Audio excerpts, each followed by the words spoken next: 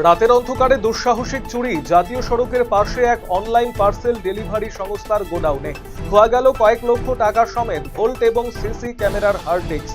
শুক্রবার ঘটনায় চাঞ্চল্য পুরাতন মালদার নারায়ণপুর বিএসএফ ক্যাম্পের পার্শ্ববর্তী 12 নম্বর জাতীয় সড়ক সংলগ্ন এলাকায়। গাজল ব্লক এবং পুলিশ প্রশাসনের যৌথ উদ্যোগে আসন্ন রথযাত্রা উপলক্ষে ব্লক ক্যাম্পাসে অবস্থিত ধরণীধর অতিথি নিবাস সভাকক্ষে অনুষ্ঠিত হল প্রশাসনিক বৈঠক। গাজল ব্লকের প্রায় 64টি রথ কমিটির কর্মকর্তারা এই সভায় অংশ নেন।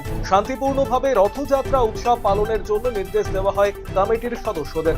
সরকারি নিয়ম মেনে শান্তিপূর্ণভাবে রথ উৎসব পালনের আহ্বান জানানো হয় প্রশাসনের তরফে। মানিকচকের নাজিরপুরে প্রস্তাবিত দমকল কেন্দ্র স্থাপনের জন্য প্রয়োজনীয় জমি পরিদর্শন করলেন বিধায়ক গৌরচন্দ্র মণ্ডল। এদিন এই পরিদর্শনে মানিকচকের বিধায়ক, দমকল দপ্তরের আধিকারিক, ব্লক বিডিও সহ অন্যান্য প্রশাসনিক আধিকারিকেরা উপস্থিত ছিলেন। এই দমকল কেন্দ্র বাস্তবায়িত হলে নাজিরপুর সহ পার্শ্ববর্তী এলাকার মানুষ অগ্নিকাণ্ড সহ বিভিন্ন জরুরি পরিস্থিতিতে আরও দ্রুত এবং কার্যকর পরিষেবা পাবেন বলে জানিয়েছেন বিধায়ক গৌরচন্দ্র মণ্ডল।